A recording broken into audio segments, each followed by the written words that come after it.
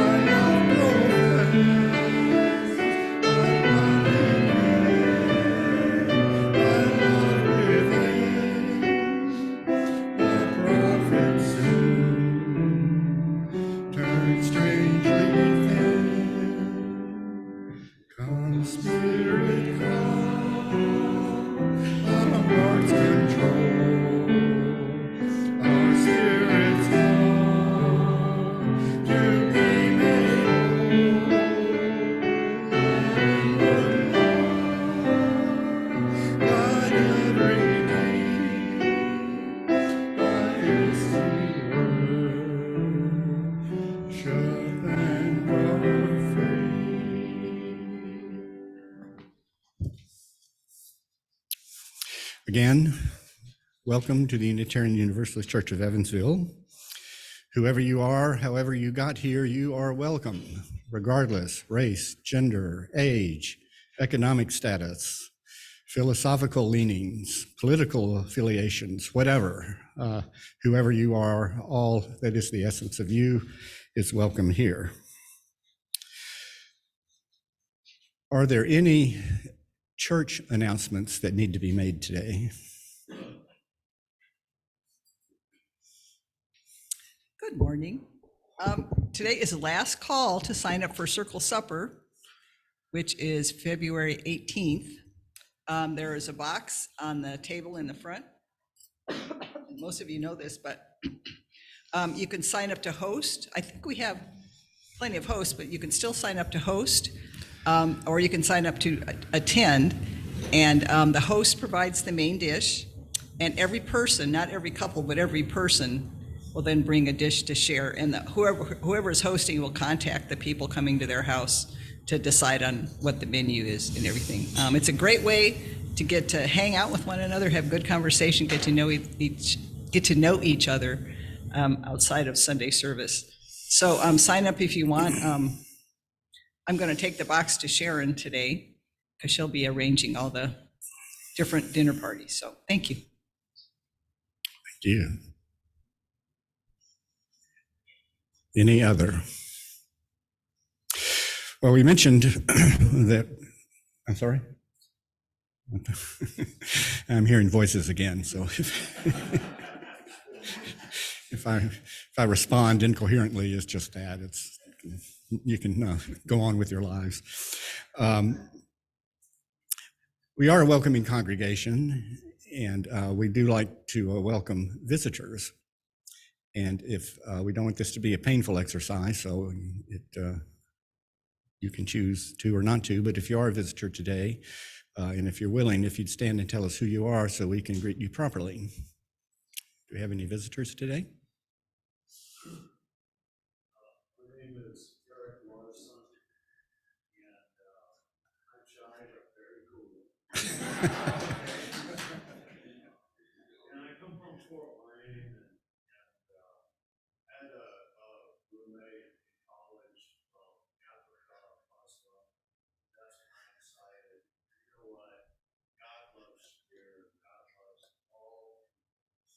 And so I want to celebrate it a Sunday service that respects all people. Well, thank you. I am Eric Moeller, and I live in Evansville, and I'm just thankful to be here today. Well, I am not shy, I'm also not cool. well, great. Well, we also tried to act out some countercultural moves to break our isolation.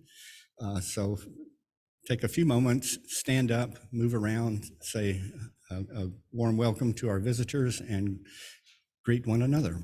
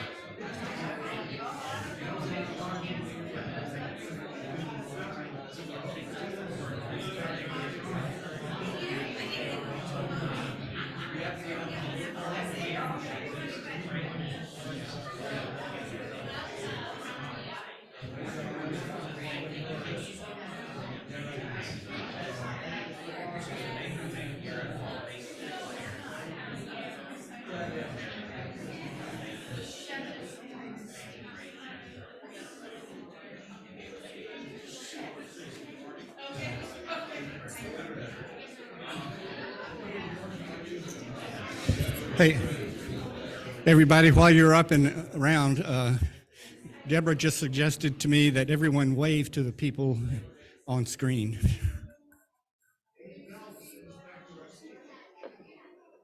Thank you. What a great idea.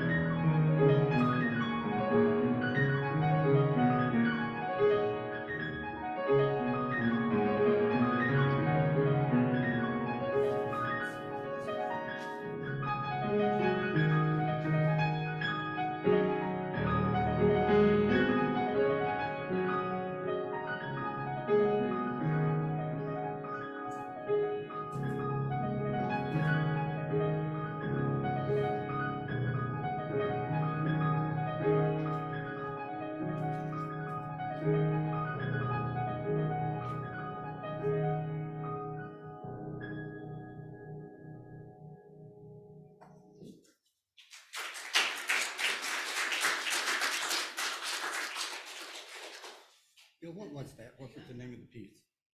The name of this piece was Pagodas. You can get kind of a Asian feel from it. It's Debussy. I'm a big Debussy.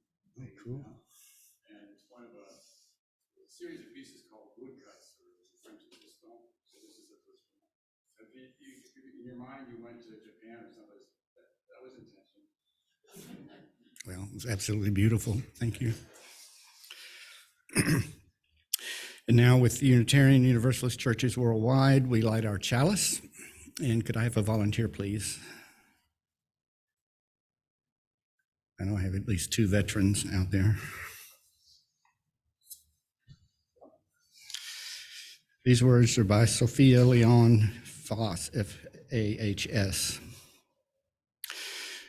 We gather in reverence before the wonder of life, the wonder of this moment, the wonder of being together so close yet so apart, each hidden in our own secret chamber, each listening, each trying to speak, yet none fully understanding, none fully understood. We gather in reverence before all intangible things that eyes see not, nor can ears detect, that hands can never touch, that space cannot hold, that time cannot measure.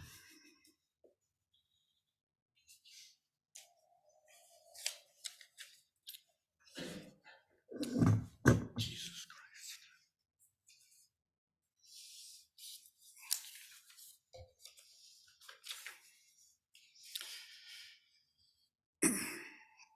In a moment, we're going to take our offering, which is,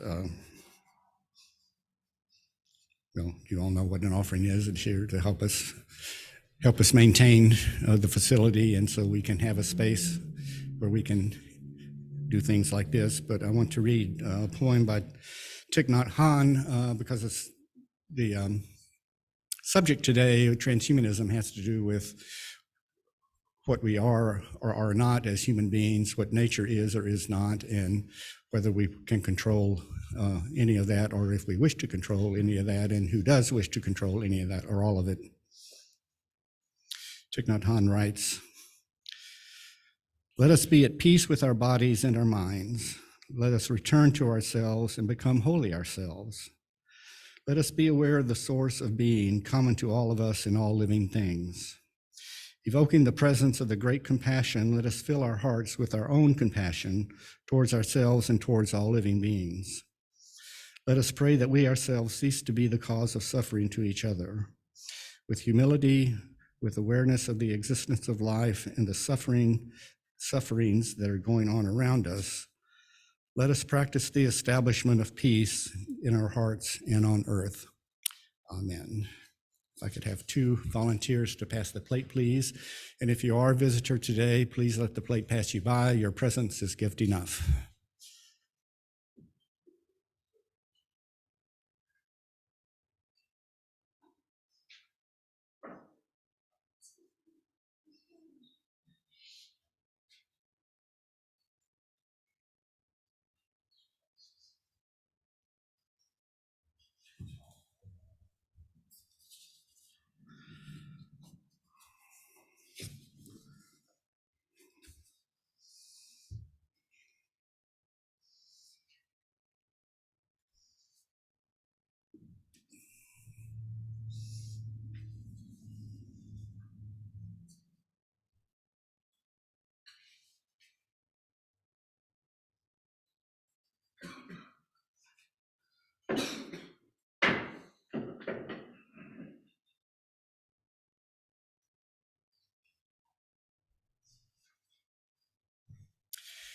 Thank you for those gifts. We trust they will be put to wise and judicious use, and thank you for all the ways you support the life and work of the Unitarian Church of Evansville.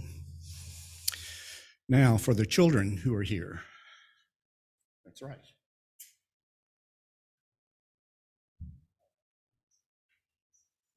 I have a request.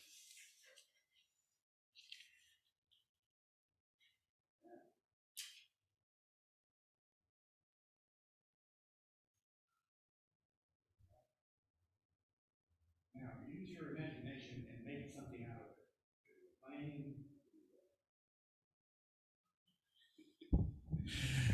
Make something out of the paper. Well, thank you, Ashley.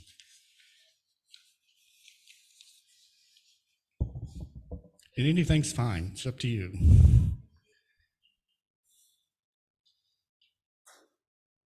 Snowflake.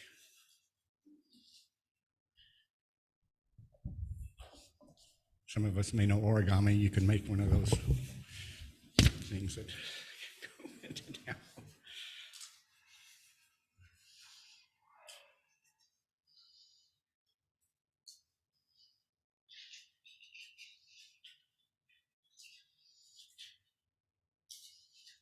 Dan, which looks good.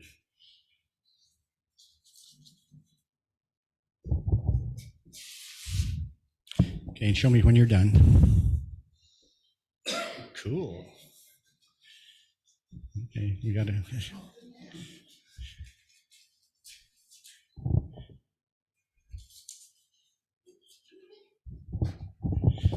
Well, the Wright brothers' first flight was only like 150 feet, so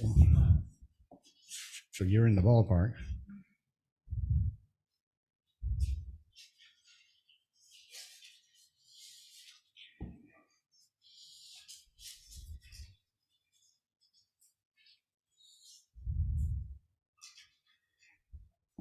I should have asked, does anyone else want a piece of paper to play with? There really is no age limit.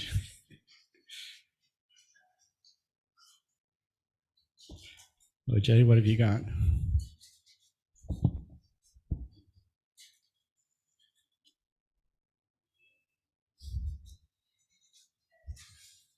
Okay, so we got plenty.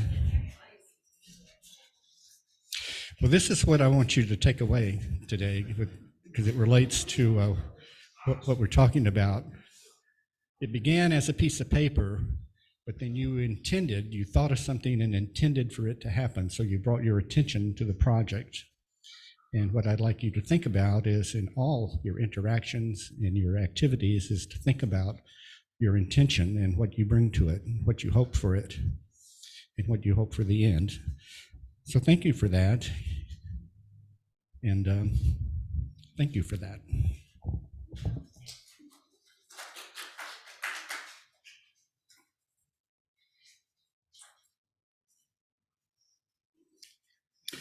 I'm going to reverse the order of service for just a little bit and save the opening words until right before our meditation time.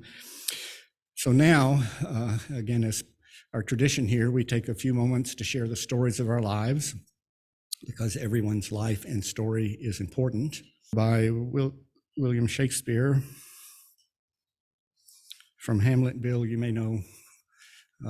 I forget where this soliloquy actually comes. It's been years and years since I read Hamlet or heard it. It was also used in the play Hair, those of you old enough to remember that. That's one of the songs. What a piece of work is man, how noble in reason, how infinite in faculty, in form, oh, Jesus Christ. In form, in moving, how express and admirable, in action, how like an angel, in apprehension, how like a god, the beauty of the world, the paragon of animals, and yet to me, what is this quintessence of dust?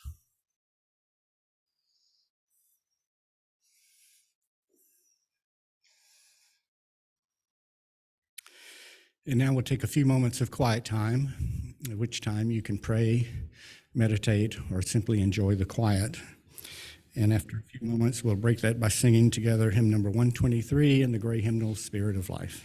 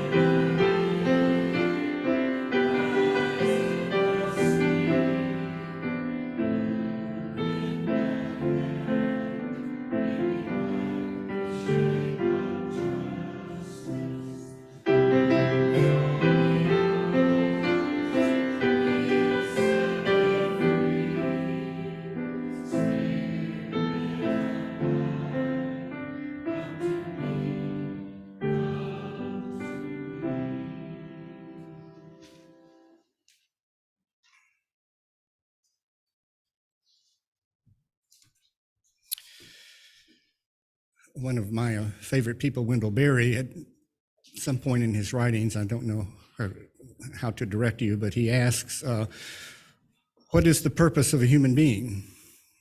Why are we here? And then he asks, are we creature or are we machine?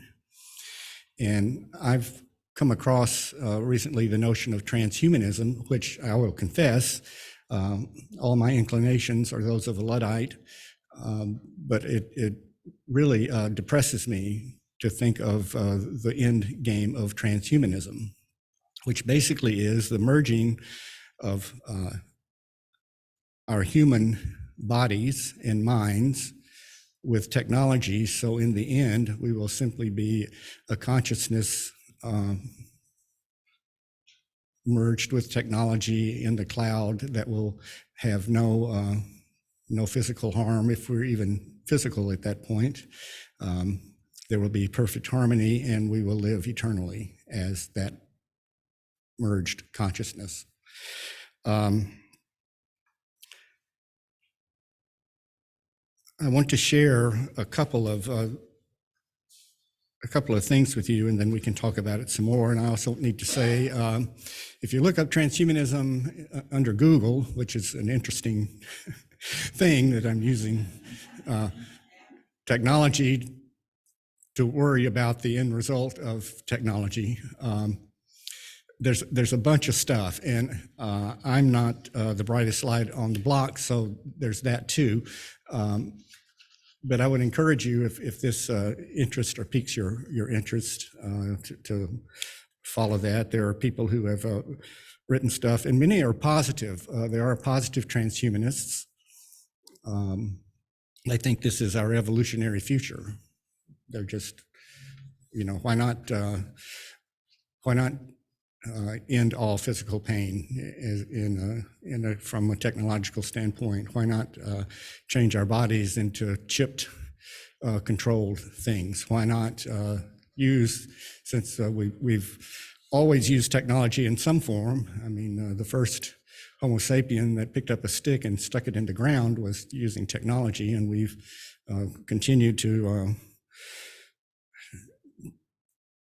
evolve or have technology involved, and now we're in this point where we can actually, or at least the pro-transhuman people, that we actually change what we are as human beings, and to control nature as well, so that we're not going to be part of nature. Nature will be at our disposal as well. So there's nothing to worry about in terms of ice like this next week. We won't have those things to deal with. But I also think it's a fundamental spiritual question about what we are.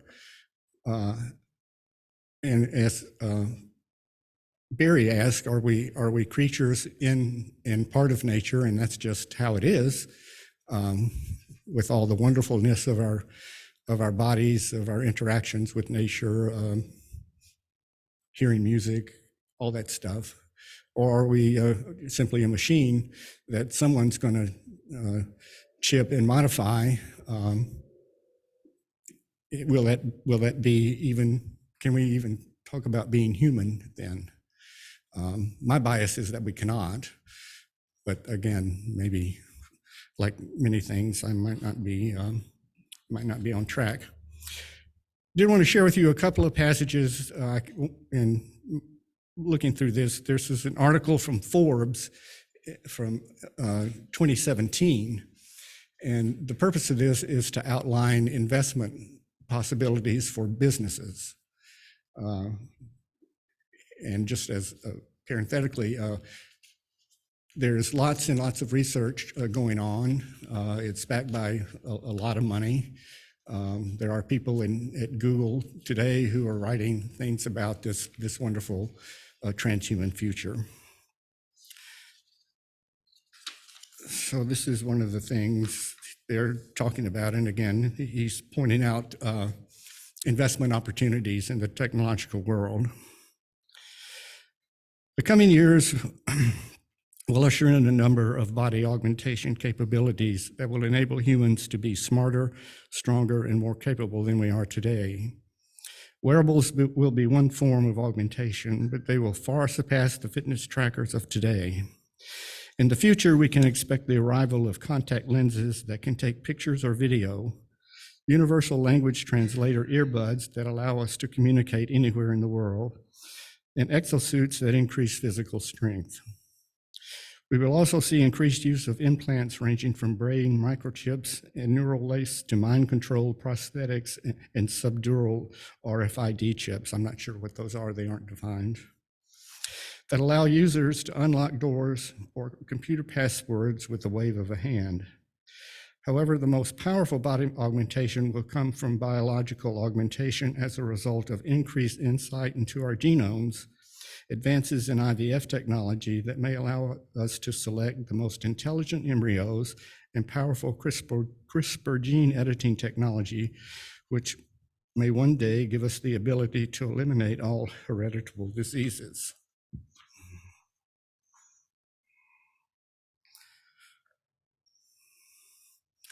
These body augmentation capabilities will give rise to humans that are more resilient, optimized, and continually monitored. If you have a phone right now, the government is monitoring your activity, but somebody's going to be in charge of the chips and who those are and how democratic that's going to be, if at all, is a question for me. They will also lead to implications around which job opportunities are available to those with and without augmented abilities, as well as impacting sports competition with hierarchies based on body augmentation. We already see the early days of this with questions around leg prosthesis and whether they provide runners with increased speed compared to that of an average human.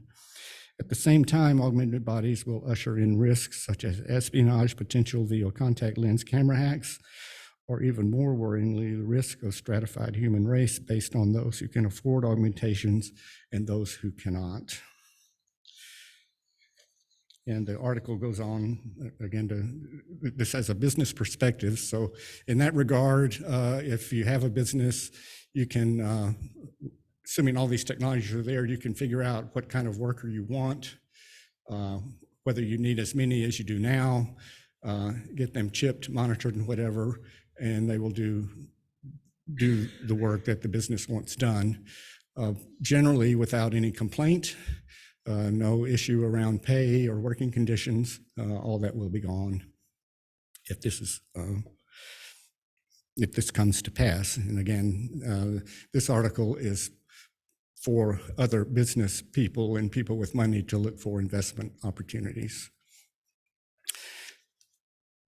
My concern, and again, this is just me, some of you may be real enthused, and which is a point of view, so that's okay too, but is that our humanness is enough, that we are here, and for all the mess that we have, there's still meaning and fulfillment as human beings that I think ought to be affirmed and celebrated personally. What a piece of work is man. You know, we can do all these things. We certainly have the capability to create marvelous, marvelous things. We also have the ability to institute unspeakable evil. But I think that's part of our being human and part of our maturity, to recognize the difference between those two and work to use our human abilities to create a fully human way to live, both individually and communally. I'm happy that I'm old enough that I will be out of the picture in some years, and all of these issues will not either may or may not come to pass, or be in the midst of coming to pass, and I won't have to think about it all the time. But it is a concern for me, and it is a faith concern. Again, if we value humanity, if we appreciate nature, and we think we can live meaningfully in that context, and that we don't have to be chipped into some consciousness that just is consciousness, and our sense of being who we are as humans and as creatures in nature, and appreciating that and affirming that will be a thing of the past, if I'm understanding transhumanism correctly. I don't have a wise answer. I just am asking you to think, as people of faith, where this is going, and whether you are happy with it or whether you agree with it, and what it may mean for you in your life as we value our human living and our relationship to technology, and where we might go. One other story I came across in thinking of this is the Amish, who are, as a community, are very low tech. And the question they always ask is, if there is a technology, how will it affect the life of our community? And so they don't have phones in their individual homes, because they believe in having face-to-face interaction, and that helps them and preserve their communal life. But in their shops, where they take orders for whatever their food or furniture or whatever, they do have a phone and a computer, because that helps preserve the life of the community. But there's a discussion about, will technology help us, or where will it help us, and how can it help us, and what limits should there be on it, so that the life of the community continues. So maybe that's a question we should have. How does technology help us, either individually or communally, and what limits ought there to be on it? So with that, we have a few minutes if there's any response, particularly from the techies. And again, I confess my Luddite bias. Yes, ma'am. Yeah, because the people online can't hear you if you don't do that.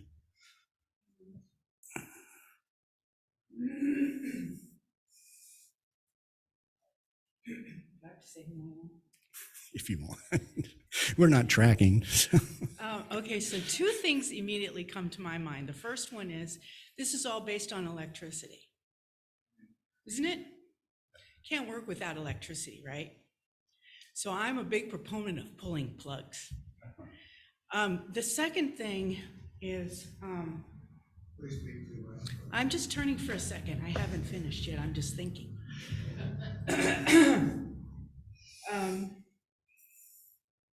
I had a little interaction with the Amish. I have a friend who has a piece of literature. It's not really literature, it's a log from the 1800s. And she thinks it's in Old German. And so I thought, well, maybe the Amish could translate it. They might know what it is, because it's from 1800s, right? And so I called the furniture store up here on Green River, because I've been in there and they do work with the Amish, and I've talked with them before. And I asked the man what he thought about asking them if they would be interested in seeing if they can tell what language it is. And he said he would ask, and it would be probably an older man. And he came back with a much better idea than I had, which was ask them. But the thing that really kind of concerned me was they didn't even want to look at it. They didn't want to read anything that wasn't a certain prescribed thing. And that frightened me more than anything else, because I think it's important to read. I think it's important to know what other people say about things. And it's like, I think of technology like a hammer. It can hammer a nail into something, or it can clobber somebody over the head and kill them. So it's just a tool. And how do we use the tool?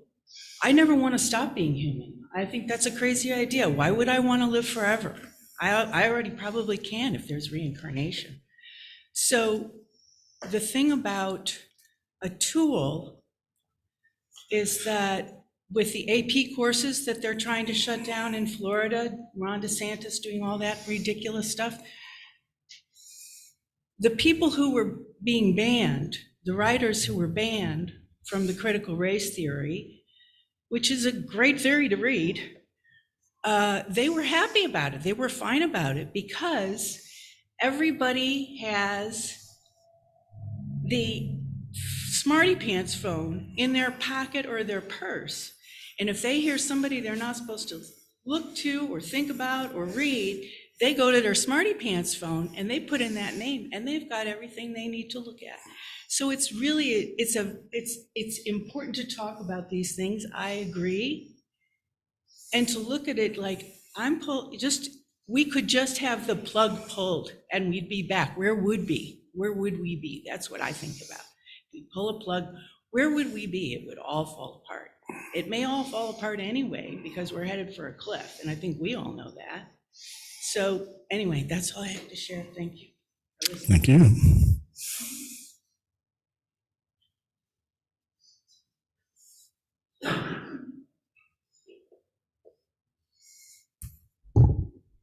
I don't know anything about transhumanism, but I'm going to look some of this up later. My thought always is, especially when there's something that is so like outside the normal that we know, I'm thinking, okay, who are these people that are promoting it? Who is excluded from this conversation?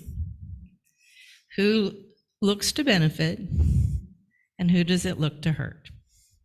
And I think, again, technology is a tool.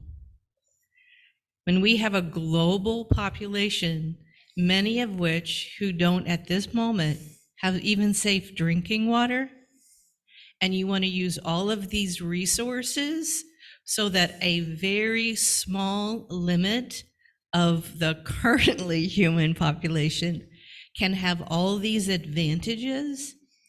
And I think, how many women are part of this elite community? Several. How many people? Several. How many There- Black folks are part of this community? I couldn't say, but I know women are involved. And how many other people of color are part of this community?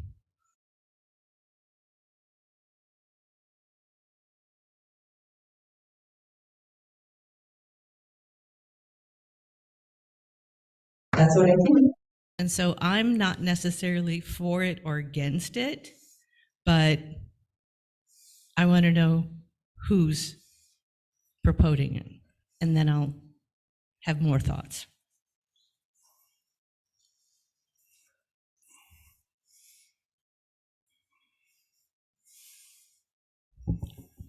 So those of you that have heard me while doing my near-death experience up here understand that my viewpoint got broadened quite a bit. And one of the closing statements was, the beauty of being here is that we don't know what is going to happen. I mean, next year, next month, the next 3 minutes. We don't know. And that's the beauty of being here. And if you're stuck, and I would put it that way, in a computer where you just continuously move on and on and on, it'd be incredibly boring. And you still wouldn't be able to predict anything because you'd be stuck with technology, stuck in the technology. So I just see it as something that includes the ultimate self-failure, that people are not going to be able to handle it because they'll get bored out of their minds in it. I'd rather have the adventure of being alive and not knowing. And I know I get to come back and do it again and again and again and again until I get it right. So, different viewpoint. Thank you. Thank you.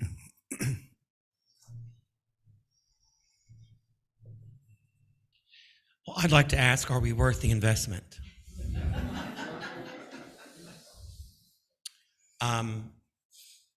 Investing in a project, what kind of return are we going to get? And when I think of the good side of humanity, the art, the music, the film, the theater, the good things that we do, versus the racism, the bigotry, the war, the starvation, the bad things that we do, is technology going to eradicate the bad things? But then there's Mother Nature.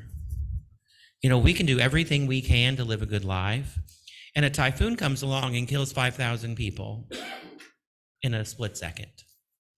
So, you always see the movies where, the evil genius is going to create a weather machine, and I think we always want to control the weather. But I don't know if we're worth that investment when can we balance out the good with the evil, where the good far surpasses the evil just because we're going to have a little chip in us. I always joke, the movie, I forgot, where he's in a bar with his dog, it's Will Smith, and he's sitting there having drinks and he's going to pay, and there's scanners, and he just takes his arm and scans it, and he pays for everything, gets up and walks out because the day we're born, the chip is installed in us. So, we've looked back at technology and think, look at Star Trek. I mean, all the things that, now we carry our whole lives in a little, 4x6 piece of machinery we keep in our pocket. Who would have thought that even 50 years ago? So, but I think we have to decide if we're worth the investment of letting humans live forever. Thank you.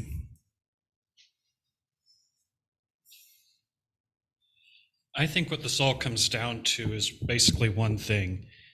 Humans fear death. And so a normal religion, like, for example, paganism, their answer is reincarnation. A Judeo-Christian answer would be heaven and hell, giving someone something to look forward to. This would just be someone who wants technology to answer that question for them instead of religion. And my concern with it would be, given how fast things go obsolete nowadays, if you chose to go this route, how long before the technology that you were in became obsolete and failed? That's a good question.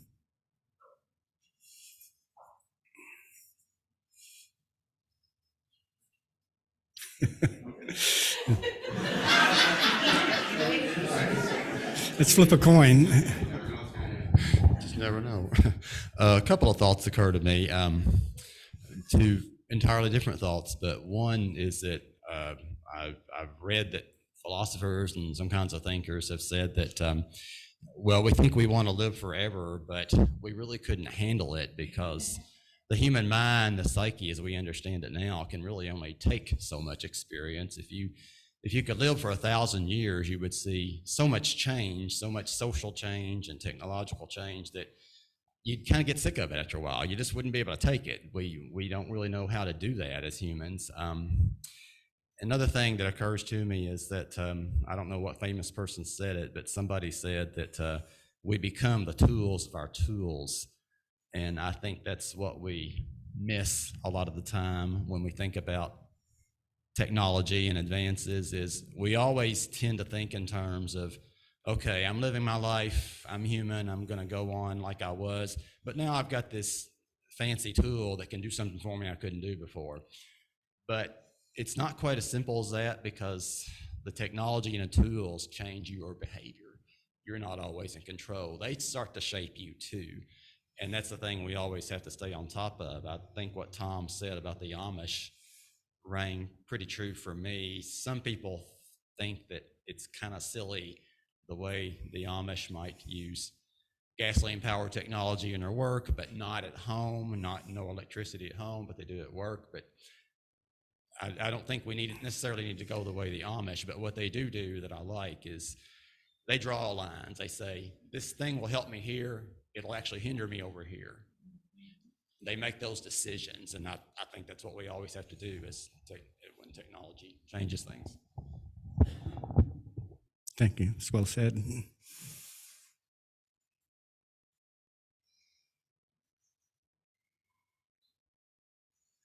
I'm kind of torn both ways.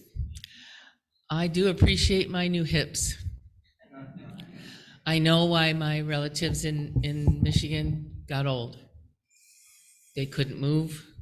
They couldn't participate in anything, really. And because of my new hips, I am still, although not maybe 28 yet, still very much alive and kicking.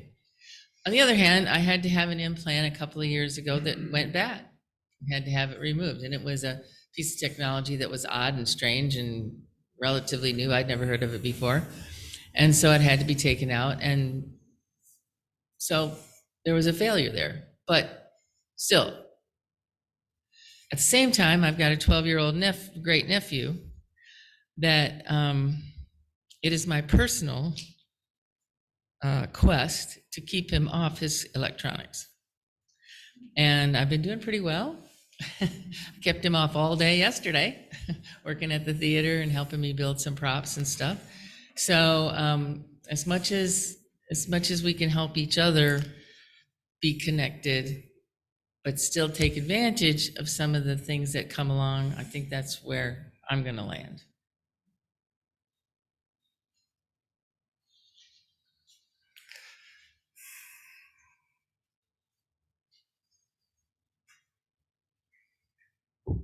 My name is Mark, and I'm addicted to electricity. But I kind of was raised by television. I watched a lot of TV as a kid and always liked electricity, and my kids kind of inherited that. But one thing, my oldest daughter has 2 kids, and they have all the latest gadgets, all the Nintendo or whatever it is, but they also like to go foraging. They go, my son-in-law loves mushrooms, foraging mushrooms. I don't think he eats that many mushrooms, but he loves to study them and go out and find them. That'll kill you, that won't kill you. Kind of, mushrooms is kind of sketchy, if you don't know what you're doing. But what I like about them is yes, they have all the latest technology, but they balance it with, hey, let's go out and forage, And that's part one. Part two, as soon as Tom started talking about this subject, of course, being a screen-addicted person, first thing was a movie that came to my head. I don't know if you've ever saw the movie Surrogates with Bruce Willis. Anybody seen it maybe? All right. I'm not going to try to explain it to you, but this is a little blurb on it. Imagine this is a futuristic movie. People are living their lives remotely from the safety of their own homes via robotic surrogates, sexy, physically perfect, mechanical representations of themselves. It's an ideal world where crime, pain, fear, and consequences don't exist.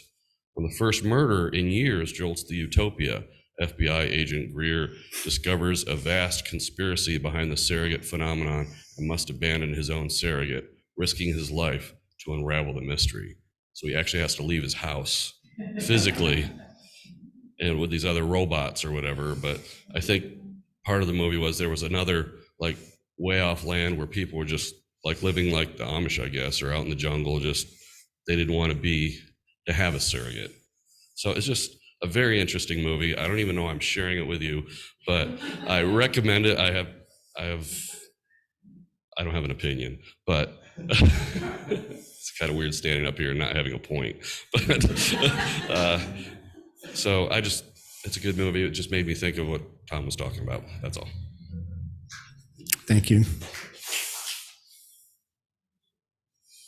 So Hayden had this awesome quote, and he had to write it down so I would remember. We become what we behold, and we shape our tools, then our tools shape us. And he thought that kind of applied to this, and I really like that.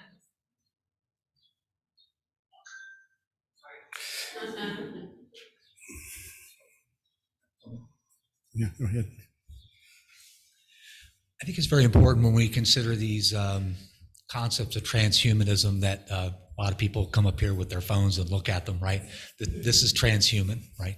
I suffer from severe tinnitus. So one of the things in the very near future they're going to be able to do is to have an implant that will help me with that, right? This is transhumanism. When we look at probably some of the most famous applications of artificial intelligence, the biggest one is probably the computer that beat Garry Kasparov at chess. This was a massive, massive computer, and it was programmed to really evaluate a very finite set of variables so that it could compete with the human brain just to win a game of chess. And it was only capable of doing it once. It takes an enormous amount of energy to try to evaluate all of those discrete decisions, even within a very small set of parameters like a game of chess. So I think the pie in the sky upletting our consciousness, which software developers can't even define that. They can't even define consciousness at this point. So the idea of uploading that into the cloud, I think, is a very fine notion for someone who wants to appeal to the ego of an investor, but it is decades, if not centuries away, because one, we don't even know what consciousness is to define it as a set of variables that can be run inside of a simulation, right? So what I would see as being more transhuman is people being able to go into maybe a virtual world with their mind, in their actual mind in the virtual world, and do things they couldn't do before. People who are disabled being able to do things the same as able-bodied people, even if they're experiencing it like a game, that's still an experience, right? And that those things will improve. That's about it. So, thank you. We're going to need to stop in a minute. I think you're probably right, but the reality is there are people working on having your consciousness merged with the cloud, and that presupposes a whole different understanding of humanity and nature and everything, or at least to me. So you're probably right. It may be 100 years, but they are proposing it and they are working on it, and there's big money behind it. And I think the other thing besides self-improvement is social control. So if we're chipped and somebody's monitoring that, which also transcends our current humanity, race, gender, everything. But if we're all chipped, we can be, and somebody's behind that, we can be socially controlled to do God knows what. I think those are the questions besides certainly technology. I have an artificial knee and I need another one, and a lobotomy. But clearly we've all been helped by those things. But again, what are the limits? If you're talking about fixing a limb or a prosthetic, that's one thing. Being chipped and controlled, I think, is quite another, at least to my mind. And again, for me, it goes back as a faith community to first principles about what are we?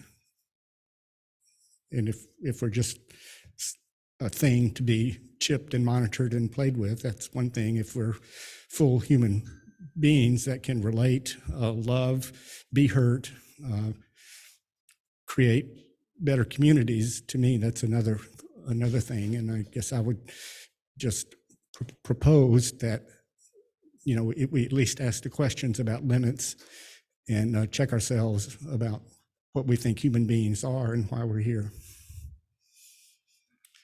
And on that note, let's sing our final hymn. Oh, wait, was there anybody online? I'm sorry, I keep speaking of technology. I didn't see any hands. Okay, well, our closing hymn is number 1053 in the Teal hymnal. So if you would stand if you're willing and able.